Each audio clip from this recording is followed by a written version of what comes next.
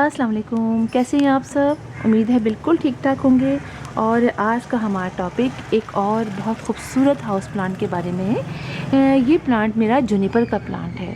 देखने में बहुत खूबसूरत है। इसके लीव्स आप देखिए बहुत ही प्यारे-प्यारे होते हैं और अक्सर देखकर इस प्लांट को ऐसा लगता है कि जैसे कि ये एक आर्टिफिशियल प्लांट है। और इजीली हम इसको अपने घर में ग्रो कर सकते हैं। ज़्यादा हमें इसकी केयर नहीं करनी पड़ती है। बस कुछ बातें हैं जो हमें इसके बारे में याद रखनी पड़ती हैं। वैसे आप जानते हैं कि हर प्लांट की कोई ना कोई ख़ुसूसियत होती है। किसी में ज़्यादा पानी डालना पड़ता है, किसी में कम डालना पड़ता है। और अगर हम इन सब बातों का ख्याल रखें तो हम किसी भी प्लांट को बहुत ईज़िली अपने घर में ग्रो कर सकते हैं। तो चलिए हम इस प्लांट के बारे में स्टेप बाय स्टेप बात करते हैं कि इसकी हमें केयर कैसे करनी है। सबसे पहले बात कर लेते हैं इसकी सॉइल की। तो हर प्लांट की तरह हमें इसकी सॉइल भी वेल ड्रेन रखनी है, क्योंकि ये प्लांट ज़्यादा जो है वो चिकनी मिट्टी या फिर ये कि बहुत ज़्यादा इसमें पानी खड़ा हो, ये बर्दाश्त नहीं करता। ये प्लांट जो है उसको सिर्फ दो चीज़ों से बहुत ज़्यादा ख़तरा होता है। एक डायरेक्ट सनलाइट से, एक ओवर वाटरिंग से। तो इसीलिए हम जो इसकी सॉइल रखेंगे वो बहुत वेल ड्रेन रखेंगे, ताकि पानी इसके अंदर खड़ा ना रहे और तेज़ी से निकल जाए, और जितना पानी प्लांट को जो रूट्स को चाहिए वो इसमें एब्जॉर्ब कर ले और बाकी पानी जो है वो फ़ौरन से ड्रेन आउट हो जाए। एक तो ये बात आप याद रखिएगा। दूसरी बात ये हम बात कर लेते हैं इसकी लोकेशन की। तो ये प्लांट बेशक सन लविंग प्लांट है, इसको इंडोर नहीं। बहुत सारे लोग चूँकि इतना खूबसूरत होता है, इसके बहुत खूबसूरत से पॉट में लगा के इसको इंडोर रख लेते हैं, तो फिर ये आहिस्ता आहिस्ता ख़राब होना शुरू हो जाता है। इसलिए कि ये प्लांट सन लविंग प्लांट है। लेकिन सन लविंग का ये मतलब नहीं है कि इसको हम बहुत ज़्यादा धूप में रखें।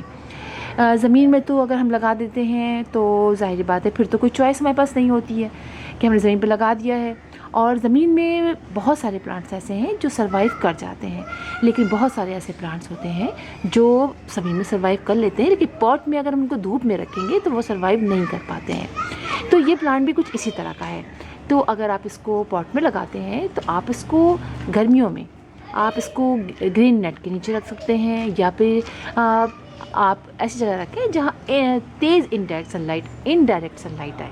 ठीक है, ये आप इसमें कर सकते हैं। वो भी बहुत ज़्यादा देखिए, आपको चेक करना पड़ेगा कि आपका प्लांट जो है वो बहुत ज़्यादा डायरेक्ट सनलाइट में, जैसे अगर इनडायरेक्ट में आप रख रहे हैं और बहुत ज़्यादा देर के लिए इनडायरेक्ट में रखते हैं, तेज़ इनडायरेक्ट सनलाइट में, तब भी इसके अक्सर लीव बर्न होने लगते हैं। तो वो आपको चेक करके रखना पड़ेगा। तो ग्रीन नेट के नीचे ये होता है कि छन की लाइट आती है, तो वो पौधा जो है वो बर्दाश्त कर लेता है। और अगर आप डायरेक्ट सनलाइट में रखते हैं तो आप चेक करके रखिए कि इसको बहुत ज़्यादा नहीं, अगर ये लीव इसके बर्न होने लग रहे हैं तो फिर आप इसको ज़रा थोड़ी देर के लिए तेज़ इनडायरेक्ट सनलाइट में रख लीजिए। इसलिए कि सर्दियों में तो आप इसको रख सकते हैं डायरेक्ट सनलाइट में, इसमें यह पौधा बर्दाश्त कर लेता है, इसलिए कि काफ़ी हार्डी प्लांट होता है ये। लेकिन ज़ाहिर बात है एक छोटे से पॉट में एक पौधा कितना बर्दाश्त करेगा ना, तो इस लिहाज से आपने चेक ज़रूर करना है। ये दो चीज़ें हैं, यानी वाटरिंग और डायरेक्ट सनलाइट, जो इसको ख़राब कर सकती है। और लेकिन चूँकि इसको डायरेक्ट सनलाइट जो कि ये सनलाइट को पसंद भी करता है, इसीलिए हमें थोड़ा सा इसके लिहाज से इसको चेक करना पड़ता है। ठीक है, ये बात हमने कर ली। अब बात करते हैं वाटरिंग की। तो वाटरिंग आपने बहुत देख के करनी है, इस तरह से करनी है कि अगर आप देख रहे हैं कि गर्मियाँ हैं, देखिए कोई भी प्लांट होता है तो ये बात याद रखिए कि उस पर मौसम का बहुत असर होता है, उसकी हर चीज़ पर। इसी तरह उसकी जो है वाटर रिक्वायरमेंट भी पानी के मौसम के लिहाज से होती है। इसी तरह इस प्लांट का भी है। सर्दियों में आप इसको देर में पानी दीजिए, अच्छी तरह इसको ड्राई होने दीजिए, तब पानी दीजिए। लेकिन गर्मियों में आपने चेक करना है, अगर आप देख रहे हैं कि बहुत गर्मी हो रही है और आपका ये प्लांट बहुत तेज़ी से ड्राई हो रहा है, आप देख रहे हैं कि चूँकि आपने वेल ड्रेन सॉइल बनाई हुई है, तो आप पानी डाल सकते हैं। आपने चेक किया, आपको लगा कि नहीं भाई इसमें पानी जो है वो कम हो गया है और लीव्स थोड़े से ड्राई साइड जा रहे हैं, थोड़े बर्न हो रहे हैं थोड़े से, तो आप उसको पानी ज़्यादा कर दीजिए। ये चीज़ आपने चेक करनी है।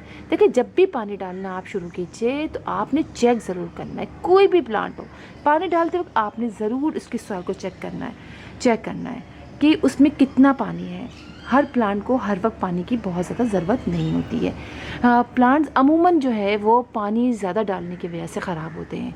कम पानी से वो थोड़ा मुरझाते हैं, आप समझ जाते हैं कि भाई अब इसकी रिक्वायरमेंट क्या है। लेकिन ये प्लांट जो है उसमें फंगस बहुत तेज़ लगता है, फंगस से ही प्लांट ख़राब होता है। फंगस क्यों लगता है? ओवर वाटरिंग से लगता है।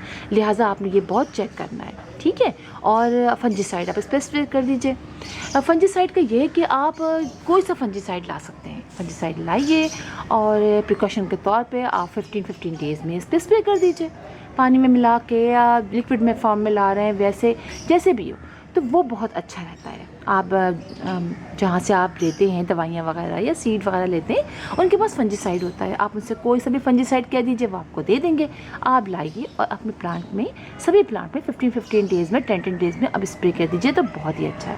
अच्छा, ये बात हमने कर ली है, ठीक है। अच्छा, इस प्लांट को कटिंग करने की ज़रूरत नहीं पड़ती है, ये खुद ही बहुत अच्छे तरीके से अपने शेप बनाता है। अभी तो चूँकि वहाँ से मैं निकाल के पीछे से लाई थी, अपने उधर रखा था। वैसे मैं अपने प्लांट को जो है ना वो आगे पीछे करती रहती हूँ, करती इस तरह से हूँ जैसे कि आप देख रहे हैं कि ये सारे मेरे प्लांटर्स हैं यहाँ पर। शाम को मैं इनको अंदर की तरफ कर देती हूँ, लेकिन सुबह जब होती है तो इन सबको बाहर की तरफ कर देती हूँ। तो ये प्लांट भी इसी तरह ऐसी जगह पे होता है जहाँ से, इसी वजह से इसको हर तरफ से एयर पास होती रहती है। तो ये प्लांट मेरा हर तरफ से बहुत अच्छा है। वरना होता अक्सर ये है कि अगर इसको हम बहुत कंजस्टेड कहीं दरमियान में घुसेड़ के रख देते हैं, तो जिस साइड से ये उसको हवा नहीं मिलती है, सनलाइट नहीं मिलती है, वहाँ से ये ड्राई होना शुरू हो जाता है, इसके लीफ ख़राब होते हैं। कभी ऐसी कंडीशन हो तो आप अपने प्लांट की वो लीव्स कट कर दीजिए। मैंने भी अभी कुछ 1-2 लीव इसमें कट किए हैं, थोड़े से ड्राई हो जाते हैं, तो अब ये पूरी ब्रांचेज़ इसके नहीं कट किया जाता है, समझ गए आप। पूरी ब्रांचेज़ आपने कट नहीं करनी है, आपने ऐसे ये पीस, ये पोर्शन आपका ड्राई हो रहा है, जो जगह से ड्राई हो रही है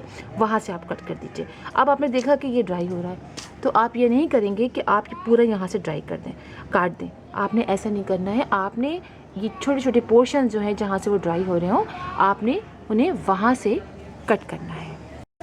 इसलिए कि अगर आप उनको सब कट करते चले जाएंगे तो इसमें नई से नई ब्रांचेस जो हैं वो नहीं ऐसे निकलती हैं, ठीक है, ऐसे नहीं निकलती हैं। ये बात भी हमने कर ली है, वाटर की भी, इसकी भी। अच्छा, अब हम बात कर लेते हैं इस पे फर्टिलाइज़र की। तो इसमें आप फर्टिलाइज़र जो है वो आप जैसे कि हम हर प्लांट में डालते हैं। अच्छा, इसके अंदर आप ऐसा फर्टिलाइज़र दीजिए जिसमें नाइट्रोजन की मिकदार ज़्यादा हो, ताकि आपके प्लांट में ग्रोथ, देखिए लीफी प्लांट है, ठीक है। इसमें गोबर की खाद बहुत ज़बरदस्त करती है, NPK बहुत अच्छा करती है। आप गोबर की खाद का 15 डेज से फर्टिलाइज़र डाल दीजिए, लिक्विड फर्टिलाइज़र। आप इसके अंदर डाल दीजिए NPK का लिक्विड फर्टिलाइज़र।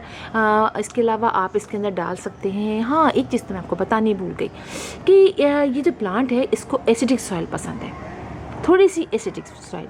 तो आप इसके अंदर सिरका, विनीगर जो है ना, वो आप डाल सकते हैं। तो विनीगर के लिए आप ये कर दीजिए कि 15 डेज़ में, बहुत सारे ऐसे प्लांट हैं जिसके अंदर हम विनीगर यूज़ करते हैं, जैसे कि हम हिबिस्कस में विनीगर डालते हैं, कर्टन्स में डालते हैं, इसके अलावा गुलाब के प्लांट में डालते हैं, वो तो मैं भूल ही गई थी। तो इन सब में विनीगर थोड़ा सा पानी में ऐड कीजिए और इसे 1 लीटर समझिए, 1 लीटर पानी में या 5 लीटर पानी में, 5 लीटर पानी के अंदर आप 1 टीस्पून या 1 टेबल स्पून 5 लीटर पानी में आप विनीगर डाल दीजिए। मैं बहुत ज़्यादा नहीं कहूँगी आपको कि 1 लीटर पानी में 5 लीटर पानी में गैलन में आप 1 टेबल स्पून विनेगर डाल दीजिए और फिर आप उसको हर प्लांट के अंदर थोड़ा थोड़ा हर 10 से 15 डेज़ में दे दिया करें। इसके अलावा इसके अंदर आप पत्तियों की खाद भी दे सकते हैं, कंपोस्ट भी डाल सकते हैं और इसके अलावा आप नीम खली भी डाल सकते हैं, ताकि एक तो प्लांट की ग्रोथ अच्छी होगी और फंगस भी लगने की प्रॉब्लम थोड़ी सी इसमें कम रहेगी। इसलिए कि पानी जो है वो उसमें अक्सर फंगस का सबब बन जाता है, तो इसलिए ज़रा सा थोड़ी सी हम इस तरह से नीम खली डाल देते हैं तो वो भी बहुत अच्छी रहती है।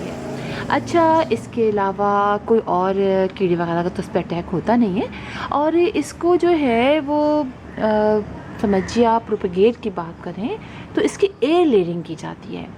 अक्सर कभी आप नर्सरी जाएं तो आप देखिएगा कि अगर इसके बड़े बड़े प्लांट लगे होते हैं तो उसके अंदर एयर लेयरिंग की होती है उन्होंने। तो मैं तो अभी एयर लेयरिंग नहीं कर रही हूँ उसके अंदर, अभी तो ये मेरा प्लांट छोटा ही है, इतना बड़ा नहीं है, लेकिन कभी ट्राई करने का हुआ तो ज़रूर करूँगी। एयर लेयरिंग करते हैं तो उससे ये प्लांट जो है वो मल्टीप्लाई भी हो जाता है और वैसे ये देखने में बड़ा अच्छा प्लांट है, आप ज़रूर ट्राई कीजिए, इसको लेकर आइए। देखिए ना, पानी भी बहुत ज़्यादा डालना नहीं होता इसको। धूप में भी आप ऐसी शेडी प्लेस में कहीं ऐसी जगह पे रख दीजिए जहाँ पर हल्की सी ब्राइट सनलाइट आती हो, तेज़ आती हो, जैसे मैंने आपको बताया तेज़ भी आती है। मतलब 2-3 बातें हैं, एक तो सनलाइट की बात है और पानी की बात है, 2 ही तो चीज़ें हैं इसमें जो हमें ख्याल रखनी है। तो इस लिहाज से ये काफ़ी अच्छा प्लांट है, बड़ा खूबसूरत प्लांट है। तो आप ज़रूर लगाइए उसको अपने घर में। तो फिर इंशाल्लाह आपसे मुलाकात होती है किसी और टॉपिक के साथ। तब तक के लिए अल्लाह हाफ़िज़।